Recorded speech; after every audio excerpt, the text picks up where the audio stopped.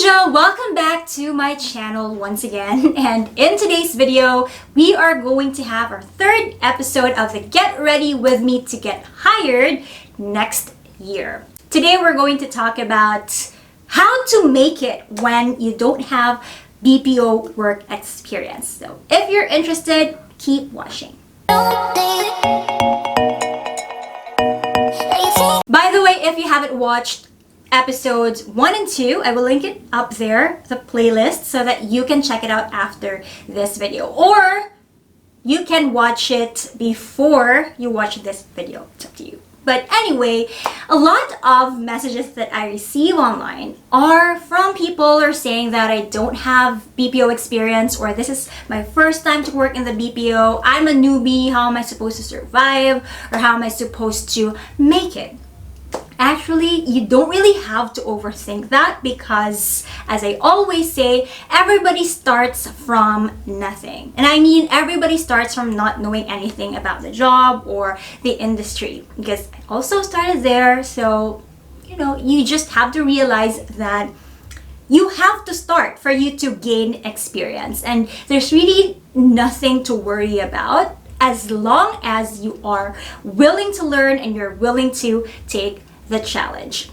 So when you start, these are the things that you can do or consider for you to thrive in the BPO environment, especially if you don't have work experience in our field. Or maybe if you have work experience but you are, let's say, an OFW, you've worked in another industry, food, service, hotel industry, transportation, anywhere can always change your career if you want to. First one is to start building your confidence. I have an entire playlist about that you can watch after this video. Again, I'm going to link it up there.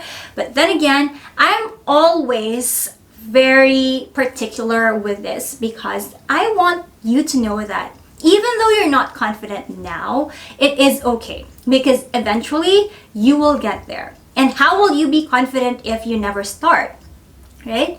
A lot of people just wait for the right time when they become confident. And for sure, until now, they are still waiting. So what are you waiting for? If you really want it, then you have to start. When I started, I was clueless about what I was going to do. I did not even know what my account would be or what program I would be assigned to. All I knew was that it was a financial account, and I was never into numbers. When I heard the word financial, I was like, okay, I'm probably gonna be dealing with numbers. And true enough, it was true because I was assigned to a bank, retail bank. But it turned out to be the best account ever. So you never really know. Remember, it is your experience that will slowly build your confidence. You don't start when you are already confident, but you start because you are going to slowly build your confidence. Second is use your life experience. The thing with a lot of people that I encounter is that they always say, I don't have experience, but you don't always have to rely on work experience because you have your life experience. Whether you're still applying for a job or you are already in your training phase, you can always use your life experience. You can start there. That is the starting point for you to become successful. What is life experience? Again, it does not have to involve work per se, but it could be your life as a child, as a teenager, as a daughter or son to your parents, as a student for the most part of your life, as a part of the community or part of an organization, or maybe your internship, your OJT, anything that you have done in the past that has helped you build your character throughout the years. For sure, you have done something, right, in your life. And even though there's not much that you did in your experience or in your life experience, for sure, in your family, in your group of friends, your teammates probably, or the community, you have done something that you can apply to your current work or to your future work. Number 3, take time to research. I always say this, but a lot of people don't do this. because you already have a lot of online platforms to choose from, then it might be difficult to know where to start. But I'd say if you really want to make sure that you're in good hands when you start applying or when you get hired, start with the company's website. You will probably not see a lot, but you will see probably the vision, not probably, but most likely the vision, the mission statement of the company, and see if it aligns to your values or to your ethics. Also, you can check the most popular social media platform, which is Facebook. You can check Facebook groups, and these are actually a gold mine of information and insider tips about the different companies or the different call centers in the Philippines or in your area. Choose something that is near your area or location so that it's more specific and more focused. But take every information with a grain of salt, because fake news is rampant nowadays. So you have to choose what to believe, especially when it comes from people that you don't know yet.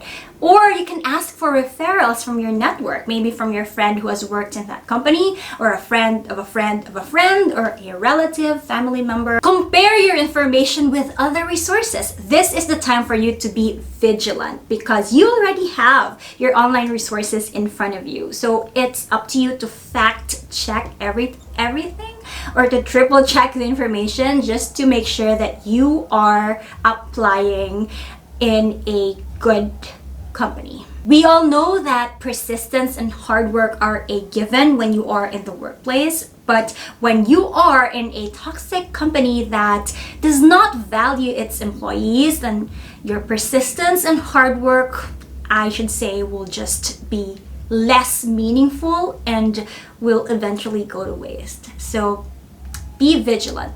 Number 4 is build your support system. Applying for a new job is a tedious process. It takes a lot of mental energy, physical energy, and even, your emotional and financial aspects of your life will also be affected. So, as they say, no man is an island. While you are going through your job application, slowly build your network of friends whom you can trust and who can also trust you. Of course, when you're still new in the workplace, for example, when you're already hired, you are probably going to test the waters and see who are the people that you can trust, or those people who you think can trust you as a colleague or as an acquaintance or as a friend. We never know. But eventually, you will also get to know those people who belong to your tribe. And when you find those people, nurture those relationships with them so that it will have an impact to your work-life balance. And I'd say it will help you stay longer in a company because you know that the people there actually care for you. Number 5, know your worth. Without being self-entitled, you have to understand what your worth is, and you have to know when you are already being taken advantage of. The BPO industry is fast-paced, people come and go, and quite frankly, everyone can be replaced right away, which is true for a lot of corporate companies. I should say you also have to agree with that, right? But then again, from time to time, you have to check if the company's values are still aligned with yours or are still aligned with your life principle. Now, this may sound too ideal because sometimes when we need money, when we need to earn for our family, we completely tend to forget about our values and our principles. So it can happen. You have to think about it yourself. You have to know when to leave, when to stay, and also when enough is enough or too much is too much.